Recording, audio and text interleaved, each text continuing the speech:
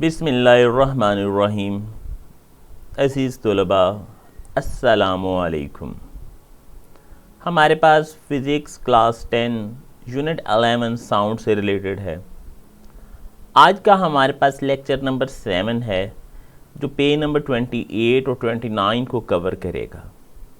हमारे पास टॉपिक्स होंगे नॉइस और म्यूज़िकल साउंड्स क्या होती हैं, sources of noise, negative impacts of noise and the safe level of noise. तो आइए इन्हें डिस्कस करते हैं। First of all, what is the difference between noise and the musical sounds.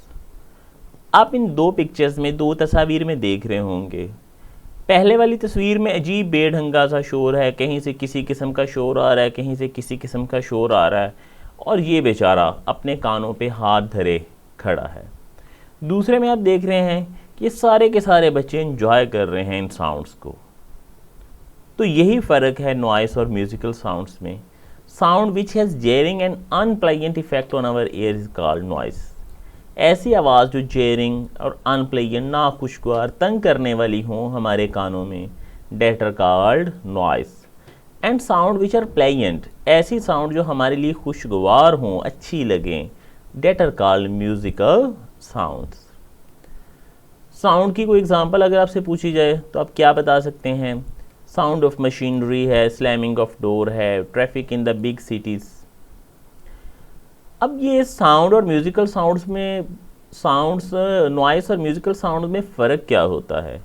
बेटा, जो म्यूज़िकल साउंड्स होंगी उनकी नोट्स, उनकी वेव एक रेगुलर पैटर्न में बनेगी, जबकि नॉइस का कोई रेगुलर पैटर्न नहीं होगा। कभी एकदम से साउंड बढ़ गई, कभी कम हो गई, एकदम से ऊपर, एकदम से नीचे।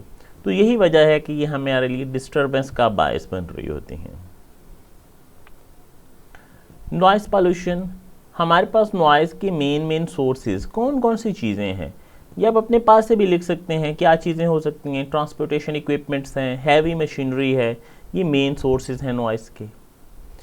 इसके बाद नॉइस के नेगेटिव इम्पैक्ट्स, नुकसानात क्या हैं?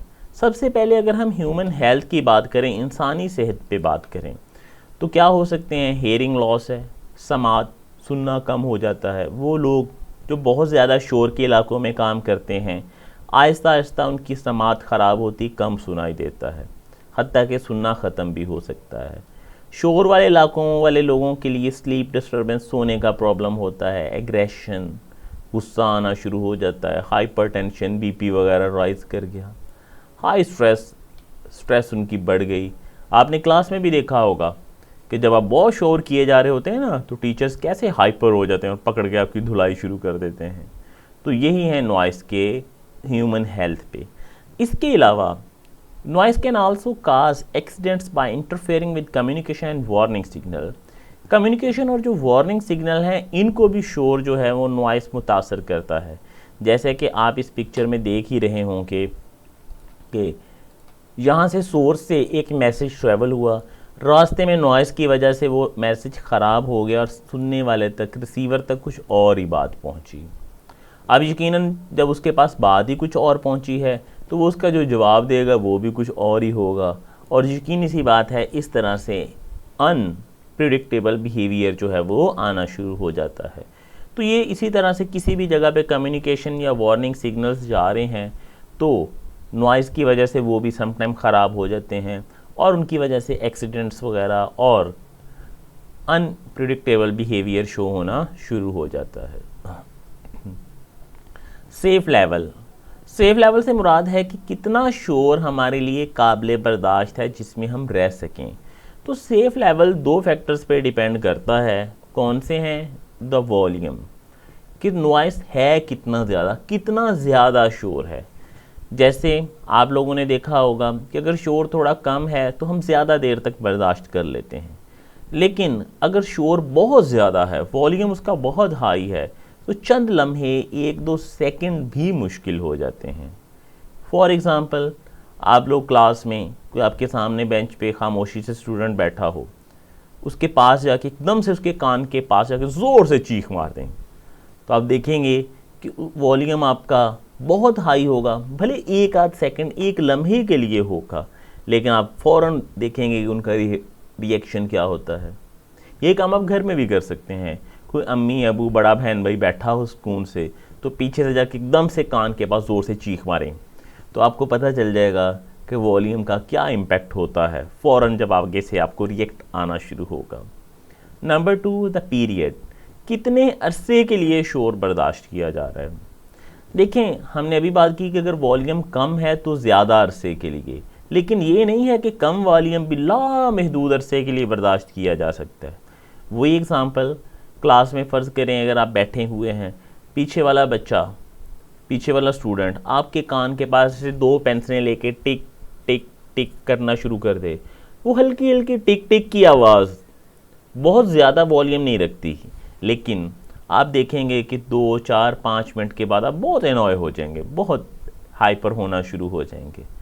तो मतलब कि लेवल जो है, सेफ लेवल 2 चीज़ों पर डिपेंड करता है कि वॉल्यूम कितना है और पीरियड कितनी देर तक रहा।